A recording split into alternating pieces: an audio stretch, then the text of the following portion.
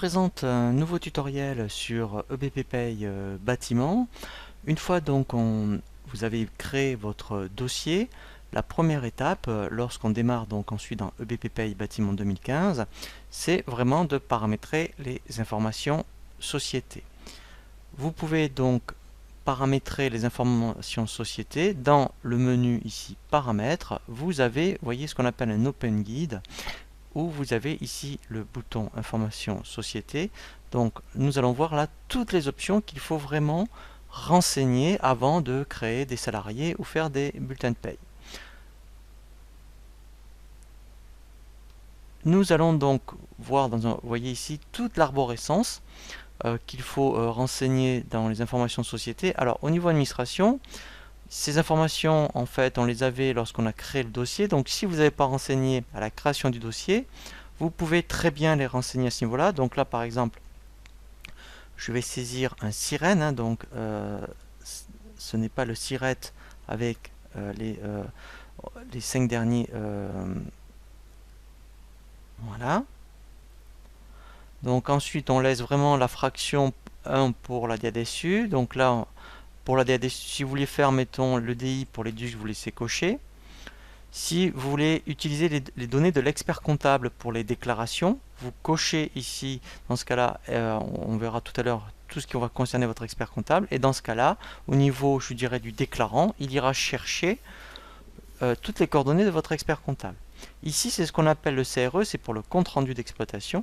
Il faut absolument donc dire qui fait les déclarations pour qu'on puisse vous contacter pour vous dire si le fichier test, par exemple, est bon, afin qu'après vous envoyez un fichier réel. Donc là, on va dire que c'est la société qui est le CRE. Ici, on indique ce qu'on appelle le domaine d'intervention du contact. Alors là, c'est vraiment, je dirais, de l'information.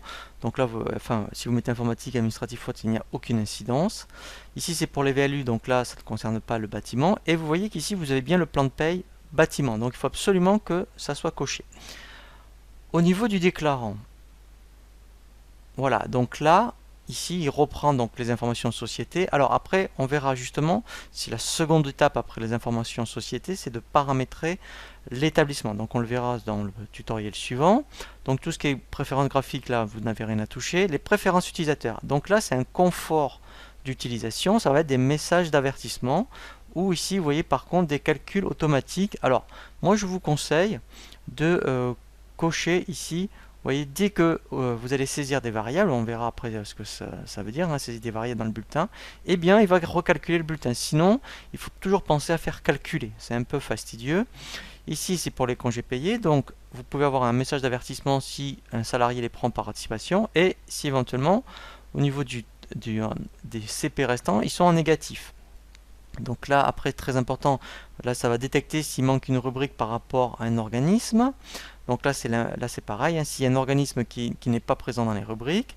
Donc là, voilà, hein, en fait, là, ce n'est que des messages de contrôle et d'alerte. Donc moi, je vous conseille vraiment de le cocher et même d'aller plus loin. C'est-à-dire que même de dire s'il y a une absence qui est associée au bulletin et qui n'en tient pas compte, eh ben, et qu'aucune rubrique, c'est-à-dire qu'en fait, vous faites une absence, mais il n'y a pas la rubrique de paye.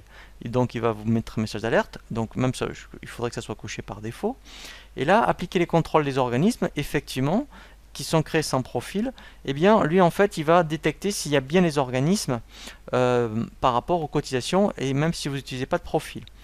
Par rapport à la saisie des absences, pareil. Donc là, moi, je vous conseille de cocher calcul automatique des bulletins. Comme ça, dès que vous mettez une absence, il va le calculer dans le bulletin, et si effectivement il y a une saisie qui est antérieure à la période d'emploi, eh bien si vous le cochez, en fait vous aurez un message d'avertissement. Donc moi je vous conseille en fait de tout cocher.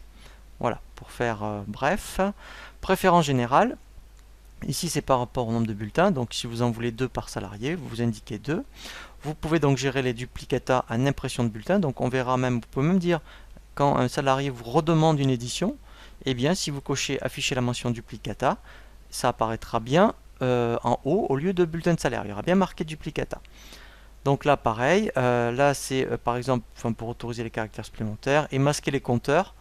Voilà. Donc là, ça veut dire que quand un salarié s'en va, sur le bulletin de sortie, si vous cochez ici masquer les compteurs, ils ne vont pas apparaître. Les préférences comptables. Donc là, c'est par rapport à la longueur des comptes, puisqu'on verra aussi l'écriture de paye. Donc on verra après comment. Donc là, vous voyez, c'est 15 par défaut. Donc moi, je vous conseille plutôt de laisser 15 pour les autres tiers, c'est-à-dire tous les comptes de la classe 4.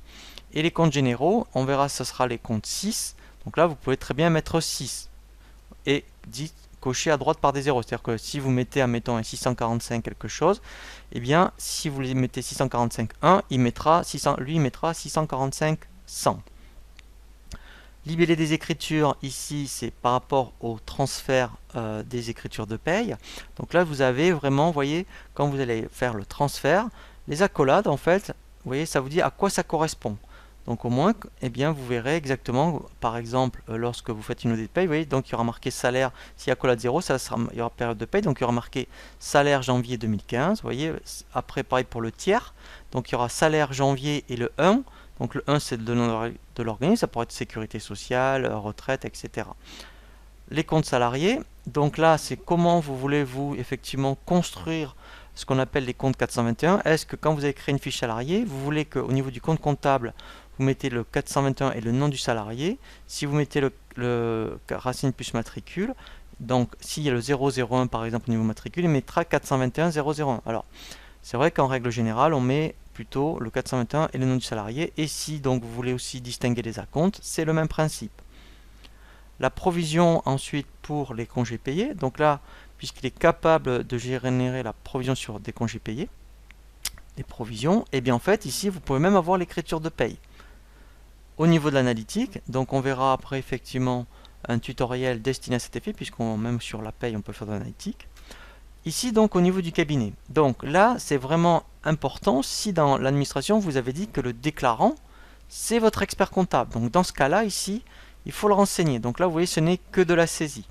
Et donc là le cabinet c'est le nom du cabinet comptable et le contact c'est le nom de l'expert comptable et éventuellement le collaborateur qui gère votre dossier.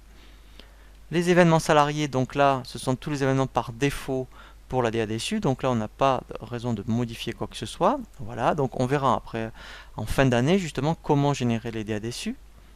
Donc là c'est par rapport aux impressions de bulletins. Voilà, la veille sociale, donc là vous voyez c'est coché, ça veut dire que dès que vous allez démarrer BP Paye Bâtiment, vous aurez par défaut un écran sur toutes les dernières nouveautés au niveau de la paye.